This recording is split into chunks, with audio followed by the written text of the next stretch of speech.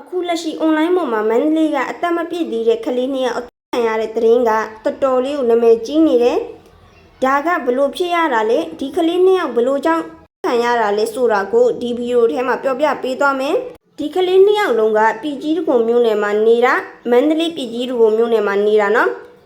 ဒီအသက်73နှစ်ကလေးရဲ့နာမည်ကအောင်ခန့်ဦးဒီကလေးနော်အောင်ခန့်ဦးဆိုတာကဒီအသက်10နှစ်ကလေးရဲ့နာမည်ကပြေဆုံးကျော်ဒီအသက်10နှစ်ကလေးနဲ့ဒီအသက်10နှစ်ကလေးပြည်စုံကျော်နဲ့အသက်73နှစ်ကလေးအောင်ခန့်ဦးနဲ့ကညီကိုဝမ်းခွဲတော်ဆက်တယ်ဒီပြည်စုံကျော်ဆိုတဲ့ကလေးကသူ့ကိုဝမ်းခွဲဖြစ်တဲ့အောင်ခန့်ဦးနဲ့တော့ကစားမယ်ဆိုပြီးနေအိမ်ကနေအဖွားဖြစ်သူကိုပြောပြီး2ရက်နေ့ကနေထွက်သွားတာ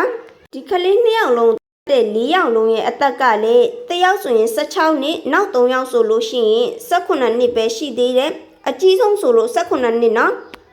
အဲ့4ယောက်ကအောင်ခန့်ဦးကိုခေါ်ပြီးရွှေစာရန်ဖွားပွဲကိုတွားခဲ့တယ်ဟိုရောက်တော့တဲ့4ယောက်နဲ့အောင်ခန့်ဦးအသက်73နှစ်ကလေးတို့ကထိုင်းရီတူတူတောက်ကြတယ်10နှစ်ကလေးပြည်စုံကျော်ကတော့ဘေးမှာထိုင်ပြီးမုတ်စားနေခဲ့တယ်အောင်ခန့်ဦးဆိုတဲ့73နှစ်ကလေးနဲ့ဒီ4ယောက်နဲ့ကအရင်ရက်ကရန်ဖြစ်ထားတယ်အဲ့ဒါကိုဒီ4ယောက်ကမကျင်납လို့အောင်ခန့်ဦးကိုပညာပြမယ်ဆိုပြီးတော့စင်ကင်မျိုးနယ်မှာရှိတဲ့မိဘမဲ့ကျောင်းသားကြောက်တောင်နေနာကိုခေါ်သွားခဲ့တယ်ခေါ်သွားတဲ့အချိန်မှာပြည်စုံကျော်ဆိုတဲ့ဒီအသက်10နှစ်ကလေးကိုမင်းနေခဲ့ဆိုပြီးဒီ4ယောက်ကပြောတယ်ပြည်စုံကျော်ကလည်းမနေခဲ့ပဲသူ့ကိုဖြစ်တဲ့အောင်ခန့်ဦးနဲ့လိုက်ခဲ့တယ်အောင်ခန့်ဦးကိုဟိုရောက်တော့သူတို့4ယောက်ပေါင်းပြီးခဲနဲ့ထုပြီးကြတယ်ပြည်စုံကျော်အသက်10နှစ်ကလေးကဓာရီကိုအကုန်မြင်ထားတော့သူ့ကိုပါလွတ်ပေးလိုက်လို့မဖြစ်ဘူးဆိုပြီးပြည်စုံကျော်ကိုပါဒီလိုထပ်လုပ်လိုက်တာဒီနေရာပေါ့နော်အောင်ခန့်ဦးကိုဒီနေရာမှာတာ4ယောက်ပေါင်းပြီးခလေးကိုခဲနဲ့ထုပြီးတာဒီခဲဆိုရင်ခလေးကိုထုတဲ့ခဲအဲ့ဒီကဆိုခလေးတွေဘလောက်တောင်ကြောက်ပြီးဘလောက်တောင်အော်ငိုနေခဲ့မလဲနော်ဒါဆိုလို့ရှိရင်အောင်ခန့်ဦးရဲ့အဖေသူ့သားလေးကိုအော်ခေါ်နေတာနော်အောင်ခန့်ဦးအဖေနားလေအောင်ခန့်ဦးမနားလေကွာ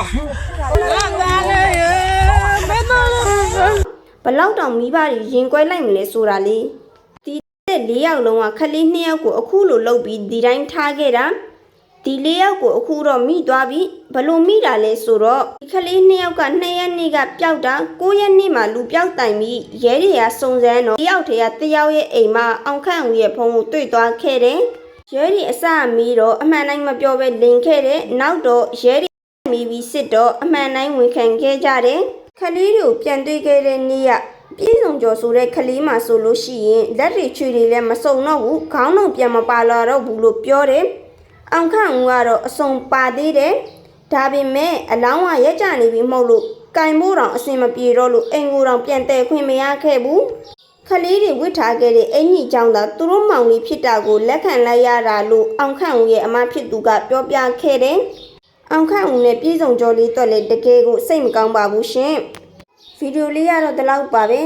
နောက်ထပ်ဗီဒီယိုတွေမှာလည်းနာမည်ကြီးနေတဲ့သတင်းအကြောင်းအရာလေးတွေကိုတင်ဆက်ပေးသွားအောင်မှာဖြစ်လို့ page လေးကို like and follow လေးလုပ်ခဲ့ပြီးအောင်နော်နောက်ထပ်ဗီဒီယိုတွေမှာပြန်လည်ဆုံတွေ့ကြမယ်နော်